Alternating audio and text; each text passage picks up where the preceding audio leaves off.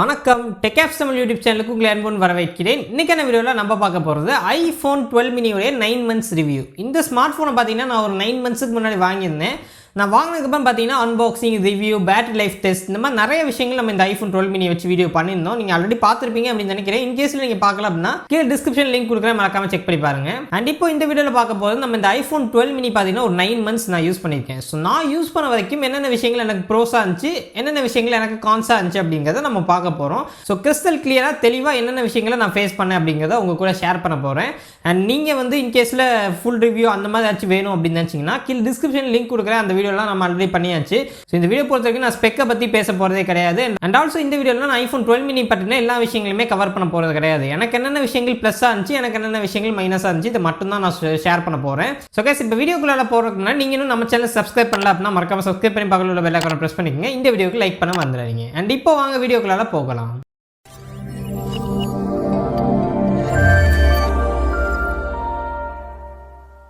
So guys, ஆக்சுவலாக பார்த்தீங்கன்னா நம்ம ஐஃபோன் 12 மினியோட லாங் டேர்ம் ரிவ்யூ தான் பார்க்க போகிறோம் அப்படின்னு சொல்லிட்டு ஈஸியாக நம்ம சொல்லலாம்.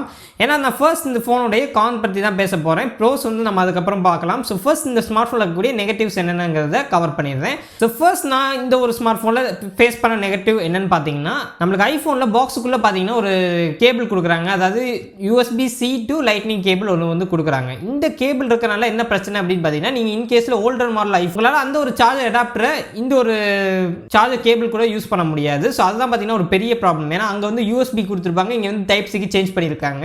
இவங்க டைப்-சிக்கு சேஞ்ச் பண்ணது என்ன கேட்டிங்கன்னா ஒரு நல்ல விஷயம் தான். ஏன்னா நீங்கள் மேக்லலாம் கனெக்ட் பண்ணுறது அப்படிங்கும்போது ஒரு ஃபாஸ்ட்டான ஃபைல் ட்ரான்ஸ்ஃபர் இருக்கும். அட் சேம் டைம் ரொம்பவே கன்வீனியன்ட்டாக இருக்குது. ஆஸ் ஆப்பிள் ஈகோ சிஸ்டமில் நீங்கள் இருக்கீங்க அப்படின்னா ரொம்பவே கன்வீனியன்ட்டாக இருக்கும். ஸோ இதனால் என்ன நடக்குதுன்னு பார்த்தீங்கன்னா, நீங்கள் பழைய ஜென்ரேஷன் ஐஃபோன் யூஸ் பண்ணிங்கன்னா கூட உங்களுக்கு அந்த சார்ஜர் அடாப்டர் கண்டிப்பாக நீங்கள் வாங்கியே ஆகணும். ஸோ உங்களோட கேபிள் நல்லா இருந்துச்சுன்னா நீங்கள் அதிலே போட்டு யூஸ் பண்ணிக்கலாம். பட் மோஸ்ட் ஆஃப் த பீப்புளுக்கு பார்த்தீங்கன்னா, ஈவன் நான் சொல்ல போகிறேன் 2 ஐஃபோன் SE வச்சிருக்கேன். ஸோ அந்த 2 ஐஃபோன் SE உடைய சார்ஜர் கேபிளுமே பார்த்தீங்கன்னா லைட்டாக டேமேஜ் ஆகிருக்கு. ஸோ அதனால நான் இப்போ ஒரு புது அடாப்டர் வாங்க தவிர எனக்கு வேறு வழியே கிடையாது. அந்த மாதிரி தான் எனக்கு இருந்துகிட்டு இருக்கு. ஸோ உங்களுக்கும் அப்படியே தான் இருக்கும். இன்கேஸ் நீங்கள் 12 மினி வாங்குறீங்கன்னா, இன்றைக்கி தெரியல நீங்கள் ஒரு ஸ்மார்ட் ஃபோன் வாங்குறீங்க, புதுசாக நீங்கள் ஒரு ஐஃபோன் வாங்குறீங்க, உங்களுக்கு சார்ஜர் வந்து அதை இன்க்ளூட் பண்ணல அப்படின்னா நீங்கள் தனியாக போயிட்டு சார்ஜர் அடாப்டர் வாங்குவீங்க. அந்த அடாப்டர் உங்களுக்கு எப்படி பேக் பண்ணியிருக்காங்க, இதே மாதிரி ஒரு பாக்ஸில் பேக் பண்ணி அதுக்குள்ளே நம்மளுக்கு ரேப்லாம் பண்ணி கொடுப்பாங்க. ஸோ அப்போ பார்த்தீங்கன்னா வேஸ்ட் அதிகமாக தான் போகுது. அட் சேம் டைம் அவங்க தேவையில்லாமல் அந்த பேப்பர்ஸ் எல்லாமே வேஸ்ட் பண்ணுறாங்க. அது மட்டும் இல்லாமல் அந்த பாக்ஸை வந்து வேஸ்ட் பண்ணுறாங்க. இந்த மாதிரி நிறைய விஷயங்கள் என்விரான்மெண்ட்டுக்கு பாதிப்பை தான் கொடுக்குதே தவிர ப்ளஸ் அப்படிங்கிறது ரொம்ப ரொம்ப கம்மி தான். ஏன்னா இப்போ நீங்கள் சப்போஸ் ஒரு 2000 ரூபா கொடுத்து வாங்க முடியல அப்படின்னா நீங்கள் ஒரு 1000 ரூபாய்க்கு ஒரு அடாப்டர் வாங்குவீங்க. அந்த அடாப்டர் வாங்கி ஒரு 2 months 3 monthsல போயிடும். அதுக்கப்புறம் அதை தூக்கி போட்டு இன்னொன்று புதுசு வாங்குவீங்க. இந்த மாதிரி பண்ணும்போது என்ன ஆகும்னு பார்த்தீங்கன்னா வேஸ்ட் இன்னும் அதிகமாக தான் வரும். ஸோ எதை நினச்சி ஆப்பிள் இதை பண்ணாங்கன்னு எனக்கு புரியவே இல்லை. ஸோ இது வந்து நான் ஒரு நெகட்டிவாக கண்டிப்பாக ஃபேஸ் பண்ணுறேன். சார்ஜ் அடாப்டரோட ப்ரைஸிங்னு பார்த்தீங்கன்னா ரொம்ப ரொம்ப அதிகம். ஸோ அதுக்காக தான் நான் நெகட்டிவாகவே சொல்கிறேன். ஒரு 20 வாட் அடாப்டர் எப்படி வந்து இங்கே 2000 rupeesக்கு சேல் பண்ணுறாங்கங்கிறது எனக்கு புரியவே இல்லை. ஸோ கேட்குறதுக்கு யாருமே இல்லை அப்படின்னு தான் நினைக்கிறேன். ஏன்னா ஐஃபோன் வாங்குறவங்க மோஸ்ட் ஆஃப் த பீப்புள் அதை போய் வாங்கிடுறாங்க. பட் ஆக்சுவலி 20 வாட் அடாப்டருக்கு நான் எதுக்கு 2000 rupees கொடுக்கணும், நீங்கள் கொஞ்சம் யோசிச்சு பாருங்க. அங்கே இப்போ நெக்ஸ்ட் கான்ஸ் அப்படின்னு பார்க்கும்போது நம்மளுக்கு ஐஃபோன் 12 மினியில் சூப்பர் ரெட்டினா XDR டிஸ்பிளே அப்படிங்கிறது கொடுத்துருக்காங்க. சிம்பிளாக சொல்லணும் அப்படின்னா மினி LED டிஸ்பிளே. இது ஒரு சூப்பரான டிஸ்பிளே. ஆல்ரெடி நான் நிறைய வீடியோவில் சொல்லியிருந்தேன். நீங்கள் ஈவன் இப்போ ரீசெண்டாக நம்ம ஒரு வீடியோ போட்டிருந்தோம் ஐஃபோன் 11 vs 12 மினின்னு. அதில் கூட பார்த்தீங்கன்னா நான் இந்த டிஸ்பிளே வேறு லெவலில் இருக்குது. அந்த டிஸ்பிளே சேஞ்சஸுக்காகவே நீங்கள் ஐஃபோன் 12 எடுக்கலாம் அப்படின்னு நான் சொல்லியிருந்தேன். ஐஃபோன் 12 மினி நீங்கள் எடுக்கலாம் அப்படின்னு சொல்லியிருந்தேன். பட் ஆக்சுவலாக என்ன பிரச்சனை அப்படின்னு பார்த்தீங்கன்னா, இந்த சூப்பர் ரெட்டினா XDR டிஸ்பிளேல ஒரு சூப்பரான கான்ட்ராக்ட்ஸ் வந்து உங்களுக்கு கிடைக்குது. அதாவது நீங்கள் பார்க்கக்கூடிய ஒவ்வொரு எழுத்துக்களுமே ரொம்ப கிறிஸ்ப் அண்ட் கிளியராக வந்து இருக்குது. ஸோ அதில் எந்த மாற்று கருத்தும் கிடையாது. ரொம்பவே ஷார்ப்பாக இருக்குது. நீங்கள் பார்க்கக்கூடிய ஒவ்வொரு விஷயங்களுமே இந்த டிஸ்பிளேல ரொம்பவே ஷார்ப்பாக இருக்குது. ஸோ அதில் எந்த பிரச்சனையுமே இல்லை. ஒரு சூப்பரான டிஸ்பிளே. ஸோ புரியுற மாதிரி சொல்லணும் அப்படின்னா ஒரு AMOLED டிஸ்பிளே, ஒரு சூப்பரான AMOLED டிஸ்பிளே. பட் பிரச்சனை என்னன்னு பார்த்தீங்கன்னா கலர் சேச்சுரேஷன். ஸோ ஒரு சில இடங்களில் நீங்கள் யூடியூப் வீடியோஸ்லாம் பார்க்கும்போது HDR கண்டென்ட்லாம் பார்க்கும்போது பார்த்தீங்கன்னா கலர் பாப்பப் ஆகிறது ரொம்பவே கம்மியாக இருக்குது. ஈவன் சொல்ல போனால் நான் என்னுடைய Realme X2 கூட கம்பேர் பண்ணி பார்த்தேன். இந்த ஒரு கிளிப்பில் நீங்கள் பார்த்தாலே தெரியும். அதாவது இந்த கலர் பாப்பப் ஆகுறதுங்கிறது ரொம்பவே பார்த்தீங்கன்னா டிம்மாக தான் இருக்குது நமக்கு ஐஃபோன் 12 மினி பொறுத்த வரைக்கும். ஸோ அதுவே நீங்கள் Realme X2ல பார்த்தீங்கன்னா ரொம்பவே ஒரு நல்ல கலரை ப்ரொடியூஸ் பண்ணுது. ஈவன் சொல்ல போனால் every other Android smart phone, அதாவது நீங்கள் சிம்பிளாக சொல்லணும்னா நான் இது வரைக்கும் ரிவ்யூ பண்ண ப்ராடக்ட், அதாவது Realme X50 Pro அண்ட் அது மட்டும் இல்லாமல் Realme 8 ஒரு 15000 ரூபாய் விலையில் AMOLED டிஸ்பிளே இருக்கக்கூடிய ஒரு ஸ்மார்ட் ஃபோன் நீங்கள் எடுத்துக்கிட்டீங்கன்னா கூட இந்த 12 மினியை விட அதில் கலர் சேச்சுரேஷன் பெட்டராக இருக்குது. ஸோ அதனால் கலர் சேச்சுரேஷன் போடுறதுக்கு கண்டிப்பாக ஆப்பிள் இம்ப்ரூவ் பண்ணியிருக்கணும். பட் ஆக்சுவலாக அது எனக்கு ஒரு சின்ன நெகட்டிவாக தேவைப்படுது. ஏன்னு பார்த்தீங்கன்னா HDR கண்டென்ட்லாம் பார்க்கும்போது நீங்கள் கண்டிப்பாக ஃபீல் பண்ண மாட்டீங்க. ஒரு ஐஃபோன்லேருந்து நீங்கள் வரீங்க, ஐஃபோன் 6s 7லேருந்து நீங்கள் வரீங்க அப்படின்னா கண்டிப்பாக இந்த ஒரு நெகட்டிவாக உங்களால் ஃபீல் பண்ண முடியாது. பட் நீங்கள் ஆண்ட்ராய்ட் ஃபோன்லேருந்து வரீங்க, Realme X2லேருந்து வரீங்க, அல்லது வேற ஒரு Android phone with AMOLED display நீங்கள் யூஸ் பண்ணிட்டு இருக்கீங்க அப்படின்னா 12 மினிக்கு நீங்கள் அப்கிரேட் பண்ணணும்னா கண்டிப்பாக அதை ஃபீல் பண்ணுவீங்க. ஏன்னா அந்த கலர் பாப்அப் பார்த்தீங்கன்னா ரொம்பவே கம்மியாக தான் நமக்கு ஐஃபோன் 12 மினியில் இருக்குது. இது கண்டிப்பாக ஒரு பெரிய பிரச்சனை. ஆப்பிள் வந்து இதை ஆக்சுவலாக சாஃப்ட்வேரில் ஃபிக்ஸ் பண்ண முடியாது அப்படின்னு தான் நான் நினைக்கிறேன். ஏன்னா இது டிஸ்பிளேல ஏதோ இஷ்யூ வந்து இருக்குது அப்படின்னு தான் நான் நினைக்கிறேன். ஏன்னா நான் ஃபோன் வாங்கின நாள்லேருந்து இன்னைக்கு வரைக்கும் எனக்கு அதே ப்ராப்ளம் இருக்குது. ஈவன் சொல்ல போனால் இது எல்லாத்துக்குமே தான் இருக்குது. எனக்கு டிஃபெக்டட் ப்ராடக்டானு கேட்டிங்கன்னா கண்டிப்பாக கிடையாது தான். பொதுவாக நம்மளுக்கு மினி LED டிஸ்பிளேனுங்கிறதுல நம்மளுக்கு இந்த கலர் பார்த்தீங்கன்னா கொஞ்சம் கம்மியாக தான் பாப்அப் ஆகுது. இது எனக்கு ஒரு சின்ன நெகட்டிவாக வருது. அண்ட் கேஸ் இப்போ நெக்ஸ்ட் மூணாவது கான் என்னன்னு பார்த்தீங்கன்னா நம்மளுக்கு finger print sensor. So as ஒரு ஐஃபோன் யூஸராக உங்களுக்கு ஃபேஸ் ஐடி பார்த்தீங்கன்னா கொடுத்துருக்காங்க ஆப்பிளில். ரொம்பவே ஒரு நல்ல மெத்தட் அப்படின்னு தான் நான் சொல்லுவேன். கொரோனா வர்றதுக்கு முன்னாடிலாம் பார்த்தீங்கன்னா நம்ம ஃபேஸ் வச்சோம் அப்படின்னா ஆட்டோமேட்டிக்காக ஓப்பன் ஆகிடும். நம்ம பொதுவாக மாஸ்க் எல்லாமே போடுறது கிடையாது. ஸோ அதனால் ரொம்பவே கன்வீனியன்ட் வேயாக தான் இருந்துச்சு, ஒரு நல்ல ஒரு விஷயமாக தான் இருந்துச்சு ஃபேஸ் ஐடி அப்படிங்கிறது. பட் இப்போ கொரோனாக்கு அப்புறம் பார்த்தீங்கன்னா இந்த ஃபேஸ் ஐடி நம்மளுக்கு ஒவ்வொரு தடவை திறக்கும் போதும் நீங்கள் மாஸ்க் போட்டிருந்தீங்கன்னா உங்களுக்கு கண்டிப்பாக ஃபேஸ் ஐடி ரெகக்னைஸ் பண்ணாது. அப்போ நீங்கள் வந்து ஒவ்வொரு தடவை பாஸ்கோட் போட்டு திறக்க வேண்டியது இருக்கும். ஸோ நீங்கள் எத்தனை தடவை திறக்க வேண்டியது இருக்கும் அப்படின்னு யோசிச்சு பாருங்கள். ஒரு நாளைக்கு எனக்கு தெரிஞ்சு நான் நிறைய தடவை பார்த்தீங்கன்னா பாஸ்கோட் போட்டு தான் திறந்துட்டு இருக்கேன். ஸோ அதனால் பார்த்தீங்கன்னா ஃபிங்கர் பிரிண்ட் சென்சார் இருந்தால் பெட்டராக இருக்கும் அப்படின்னு இப்போ தோணுது. பட் இது ஒரு பெரிய நெகட்டிவ் கிடையாது. கொரோனா வராட்டின்னு அதை மைனஸாகவே சொல்லியிருக்க மாட்டேன். பட் இப்போ கொரோனா சிச்சுவேஷனில் ஒரு ஃபிங்கர் பிரிண்ட் சென்சார் இருந்திருந்தால் பெட்டராக இருந்திருக்குமே அப்படின்னு சொல்லிட்டு கண்டிப்பாக நம்மளுக்கு தோணுது. இது ஒரு சின்ன மைனஸாக நான் ஐஃபோன் 12 மினியில் பார்க்குறேன். ஸோ கேஸ் இப்போ நெகட்டிவ்ஸ் எல்லாமே போதும். ஏன்னா நிறைய பாசிட்டிவ் இந்த ஐஃபோன் 12 மினியை பற்றி இருக்குது. அண்ட் கேஸ் இப்போ நெக்ஸ்ட் இந்த ஐஃபோன் 12 மினியோட பாசிட்டிவ்ஸ் அப்படின்னு பார்க்கும்போது நம்மளுக்கு ஐஃபோன் 12 மினி பார்த்தீங்கன்னா ரொம்பவே ஒரு காம்பாக்டான சைஸில் இருக்குது. ஈவன் சொல்ல போனால் அதனால இது 12 மினி அப்படின்னு பேர் வச்சிருக்காங்க. ஸோ கையில் எடுத்தீங்க அப்படின்னா இப்போ என் கையே சின்னதாக தான் இருக்குது. பட் என் கைக்குள்ளேயே போகிற மாதிரி தான் இருக்குது இந்த ஒரு ஸ்மார்ட் ஃபோன். ஸோ அதனால் ரொம்பவே ஒரு காம்பேக்ட் சைஸில் இருக்குது. எனக்கு ஒவ்வொரு நாளும் இந்த ஸ்மார்ட் ஃபோன் யூஸ் பண்ண ரொம்பவே பிடிச்சிருக்கு. மெயினாக என்னென்னு பார்த்தீங்கன்னா நமக்கு பில்ட் குவாலிட்டியாக இருக்கட்டும், மற்ற விஷயங்களாக இருக்கட்டும், காம்ப்ரமைசேஷனுங்கிறது ரொம்ப கம்மி தான்.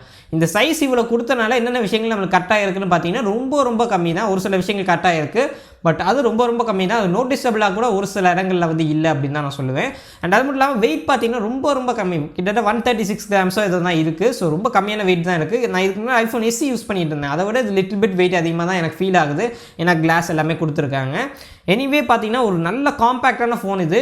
காம்பேக்ட் அப்படின்னு சொல்கிறத விட இதுதான் ஒரு கரெக்டான சைஸில் இருக்கக்கூடிய ஸ்மார்ட் ஃபோன். இப்போ வர எல்லாமே ரொம்ப பெருசாக வருது, இதுதான் உங்களுக்கு கரெக்டான சைஸில் இருக்குது. அட் த சேம் டைம் இது வந்து டைப்பிங் எக்ஸ்பீரியன்ஸ்லாம் எப்படி இருக்குன்னு கேட்குறவங்களுக்கு நல்லாவே இருக்குது. ஏன்னா நிறைய பேர் பார்த்தீங்கன்னா சின்ன ஸ்மார்ட் ஃபோனில் டைப் பண்ணுறது கஷ்டம் அப்படின்னு நினச்சிட்டு இருக்கீங்க. அப்படிலாம் கிடையாது. நீங்கள் ஜஸ்ட் ஒரு 2-3 டேஸ் பழகிட்டீங்க அப்படின்னா உங்களுக்கு பிரச்சனை இல்லாமல் போயிட்டு இருக்கும். மேலும் பார்த்தீங்கன்னா இந்த நமக்கு டிஸ்பிளே உடைய சைஸ் பார்த்தீங்கன்னா பெருசாக தான் இருக்குது. அதாவது ஐஃபோன் SE 2லலாம் பார்த்தீங்கன்னா நம்மளுக்கு பிரசல் இருக்கும். அப்போ உங்களுக்கு டைப்பிங் எக்ஸ்பீரியன்ஸ் மேபி அந்த இடத்துல பாதிக்கிறதுக்கு வாய்ப்புகள் இருக்குது. பட் இந்த ஐஃபோன் 12 மினி பொறுத்த வரைக்கும் உங்களுக்கு டைப்பிங் அப்படிங்கிறது சூப்பராக போகும். எந்த ஒரு பிரச்சனையுமே உங்களுக்கு இதில் கிடையாது. ஈவன் சொல்லப்போனால் வித்து பார்த்தீங்கன்னா இந்த ஃபோனில் கொஞ்சம் அதிகமாக தான் இருக்குது. அதனால் டைப் பண்ணும்போது நல்ல எக்ஸ்பீரியன்ஸ் கிடைக்குது. இந்த காம்பேக்ட் சைஸில் இருக்கிறனால எந்த ஒரு பெரிய மைனஸுமே நீங்கள் ஃபேஸ் பண்ண மாட்டீங்க. அண்ட் இப்போ நெக்ஸ்ட் இருக்கக்கூடிய ஒரு ப்ரோவை நான் சொல்லியே ஆகணும். இது வந்து கண்டிப்பாக ஒரு பாசிட்டிவான விஷயம். என்னென்னு பார்த்தீங்கன்னா இவ்வளோ குட்டியாக இருக்கக்கூடிய ஒரு ஐஃபோன் 12 மினியில் பார்த்தீங்கன்னா A14 பயோனிக் சிப் கொடுத்துருக்காங்க. இது கொடுத்தது பெரிய விஷயம் கிடையாது. பட் இது எந்த அளவுக்கு பெர்ஃபார்ம் பண்ணுது அப்படின்னு பார்த்தீங்கன்னா ஈவன் ஆப்பிளோடைய டாப் லைனில் இருக்கக்கூடிய ஐஃபோன் 12 ப்ரோ மேக்ஸ் நீங்கள் எடுத்துக்கிட்டிங்கன்னா அதுக்கு ஈக்குவலான ஒரு பெர்ஃபார்மன்ஸ் இது கொடுக்குது அப்படின்னே சொல்லலாம். ஈவன் சொல்லப்போனால் இதோடைய பெர்ஃபார்மன்ஸ் டிஃப்ரென்ஸ் அப்படின்னு பார்க்கும்போது ரொம்ப கம்மி தான். ஈவன் ஒரு சில இடத்துல ஐஃபோன் 12 மினி பெட்டராக பெர்ஃபார்ம் பண்ணுது ஐஃபோன் 12 ப்ரோ மேக்ஸை விட. ஏன்னு பார்த்தீங்கன்னா நீங்கள் கிராஃபிக்கல் யூஸ் எல்லாம் பண்ணுறீங்க. இப்போ ஒரு கேம் விளாட்றீங்க அப்படின்னா நீங்கள் ஐஃபோன் 12 ப்ரோ மேக்ஸில் விளாடும்போது அது ஸ்க்ரீன் சைஸ் ரொம்பவே பெருசாக இருக்குது. அப்போ அந்த முழு ஸ்க்ரீனுக்குமே பார்த்தீங்கன்னா கிராஃபிக்ஸை ப்ரொடியூஸ் பண்ணணும் ப்ராசஸர். அப்போ அந்த ப்ராசஸருக்கு பார்த்தீங்கன்னா வேலை அதிகமாக இருக்குது. ஸோ அதனால் ஹீட்டிங் இஷ்யூஸ் உங்களுக்கு மேபி வரக்கு வாய்ப்புகள் இருக்குது ஐஃபோன் 12 ப்ரோ மேக்ஸ் பொறுத்த வரைக்கும். பட் 12 மினியில் ஹீட்டிங் இஷ்யூ இருக்குது வாய்ப்பே இல்லை. ஏன்னு பார்த்தீங்கன்னா இதில் இருக்கக்கூடிய ஸ்க்ரீனே பார்த்தீங்கன்னா ரொம்ப சின்ன ஒரு ஸ்க்ரீன் தான். இதுக்கு கிராஃபிக்ஸை புஷ் பண்ணுறது A14 பயோனிக் சிப்புக்கு ரொம்பவே ஈஸியாக தான் இருக்கும். ஸோ பெர்ஃபார்மன்ஸில் பார்த்தீங்கன்னா காம்ப்ரமைஸ் பண்ணவே கிடையாது. இந்த சைஸ் சின்னதாக கொடுத்துருக்கனால பெர்ஃபார்மன்ஸில் பார்த்தீங்கன்னா ஒரு காம்ப்ரமைஸ் இல்லவே இல்லை. வேற லெவல் பெர்ஃபார்மன்ஸ் உங்களுக்கு கிடைச்சிட்டு தான் இருக்குது. ஈவன் சொல்ல போனால் இது ஒரு 5 to 6 இயர்ஸுக்கு உங்களுக்கு தாராளமாக போதும். பட் டெக்னாலஜி இம்ப்ரூவ் ஆகிட்டே தான் இருக்குது. பட் இந்த பெர்ஃபார்மன்ஸ் இன்றைக்கி தேதியில் உங்களுக்கு கிடைக்கிறது ரொம்பவே சூப்பராக இருக்குது. எந்த பிரச்சனையுமே உங்களுக்கு இருக்காது. ஒரு சின்ன லேக் கூட நீங்கள் ஃபீல் பண்ண மாட்டீங்க. ஈவன் சொல்லப்போனால் ஒரு சின்ன ஃப்ரேம் ட்ராப் உங்களுக்கு கிடையாது கூட உங்களால் சத்தியமாக ஃபீல் பண்ண மாட்டீங்க.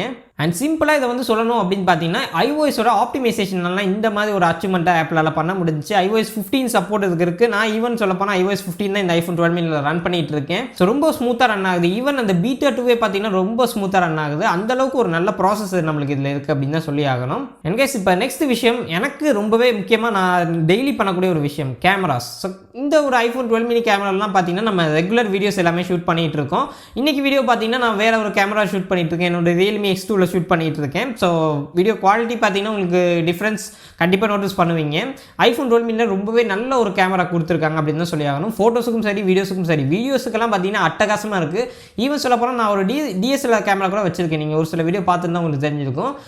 அந்த DSLR கேமராவில் கிடைக்கக்கூடிய ஒரு இமேஜ் குவாலிட்டி விட இந்த ஐஃபோன் 12 மினியில் ஒரு சில இடங்களில் பெட்டராக கிடைக்குது. அண்ட் வீடியோ அப்படின்னு பார்க்கும்போது DSLR கேமராஸில் மெயினாக நான் வச்சிருக்கிறது பார்த்தீங்கன்னா ஃபோட்டோகிராஃபிக்கு பேஸ் பண்ணி இருக்கக்கூடிய கேமரா தான். அதில் வீடியோ ரெக்கார்டிங் அந்தளவுக்கு கரெக்டாக வரல. இந்த 12 மினியில் பார்த்தீங்கன்னா வேறு லெவலில் உங்கள் வீடியோ உங்களால் ரெக்கார்ட் பண்ணிக்க முடியும். இப்போ ஈவன் சொல்லப்போனால் இன்றைக்கி தெரியல உங்களால் ஒரு ப்ரோ லெவல் வீடியோ கூட இந்த ஐஃபோன் 12 மினியோட கேமராவில் ரெக்கார்ட் பண்ணிக்க முடியும். ஸோ இதுக்கு போயிட்டு நீங்கள் ஐஃபோன் 12 வாங்கணும், 12 ப்ரோ மேக்ஸ் வாங்கணும் அப்படிங்கிற அவசியம் கிடையவே கிடையாது. ஈவன் சொல்லப்போனால் அதெல்லாம் கொஞ்சம் பெட்டரான கேமராஸ் இருக்குது. பட் அது எந்த அளவுக்கு பெட்டரான கேமரா அப்படின்னு கேட்டிங்கன்னா இதுலேருந்து நீங்கள் பார்க்கும்போது லிட்டில் பிட் டிஃபரன்ஸ் தான் உங்களுக்கு இருக்குது. பட் அதுக்கு பே பண்ணக்கூடிய அமௌண்ட் ரொம்பவே அதிகம். அண்ட் இப்போ ஃபைனலி இந்த ஒரு ஸ்மார்ட் ஃபோனில் நான் ஃபேஸ் பண்ண ஒரு பாசிட்டிவ் அப்படின்னு நான் இதை சொல்ல மாட்டேன். ஆக்சுவலாக இது வந்து ஒரு நியூட்ரலாக நம்ம வச்சுக்கலாம். ஏன்னு பார்த்தீங்கன்னா இந்த ஃபோனோட battery life. So battery life பார்த்தீங்கன்னா ஒரு பெரிய பிரச்சனையே இருக்குது அப்படின்னு சொல்லிட்டு நிறைய பேர் ஐஃபோன் 12 மினிக்கு ரிவ்யூ கொடுக்கும்போது சொல்லியிருக்காங்க. ஸோ ஈவன் நானே நிறைய பேர் கேட்டிருக்கேன் பேட்டரி லைஃப் ரொம்ப வர்ஸ்ட்டாக இருக்குது அப்படின்னு தான் சொல்லியிருக்காங்க.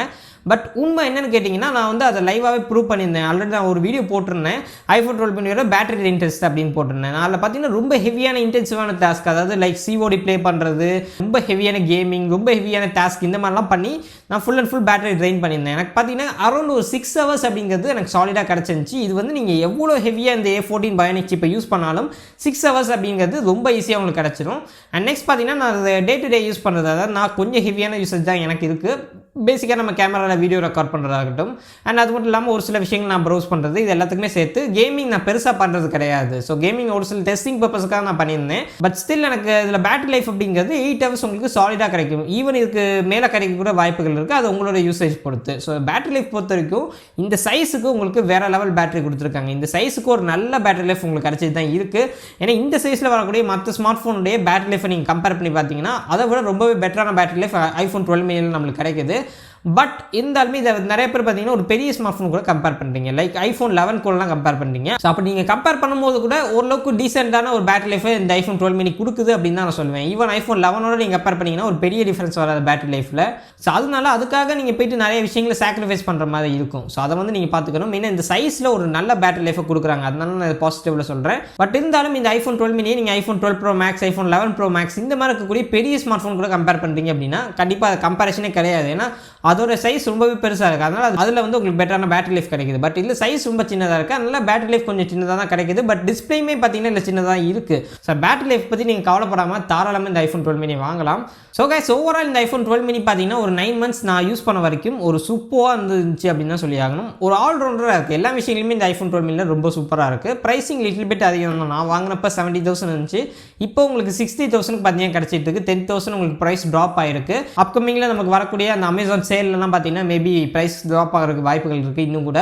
அதை மேபி நீங்கள் ட்ரை பண்ணலாம். ஸோ என்ன பொறுத்த வரைக்கும் இது one of the best choice. இன்றைக்கி இதில் நீங்கள் 2021 ஒரு ஐஃபோன் வாங்குறீங்க, ஒரு 50,000 60,000 ரேஞ்சில் வேணும் அப்படின்னு நினச்சிங்கன்னா இது கண்டிப்பாக நீங்கள் வாங்கலாம். ஒன் ஆஃப் த பெஸ்ட் சாய்ஸாக இருக்கும். ஸோ மற்றபடி நம்மளுக்கு பெருசாக இல்லை மைனஸ்ன்னு சொல்கிறதுக்கு ஒன்றுமே இல்லை. ஆக்சுவலாக சொல்ல போனால் ப்ளஸ்ன்னு சொல்கிறதுக்கு நிறைய விஷயங்கள் இருக்குது, இன்னும் எக்கச்சக்கமான விஷயங்கள் இருக்குது. அதெல்லாமே நம்ம ஆல்ரெடி வீடியோவில் சொல்லியாச்சு. கொஞ்சம் புதுசாக ஏதாச்சும் சொல்லணும் அப்படிங்கிறதுக்காக தான் இந்த 9 மந்த்ஸ் ரிவ்யூ வீடியோ. ஸோ இந்த மாதிரி வீடியோஸ் உங்களுக்கு பிடிச்சிருந்துச்சு அப்படின்னா லைக் பண்ணுங்கள், பிடிக்கல அப்படின்னா தாராளமாக டிஸ்லைக் பண்ணலாம். அண்ட் நம்ம சேனலுக்கு மறக்காமல் சப்ஸ்கிரைப் பண்ணி பக்கத்தில் உள்ள பெல் ஐகானை ப்ரெஸ் பண்ணிக்கோங்க. மீண்டும் சந்திக்கிறேன். நன்றி, வணக்கம்.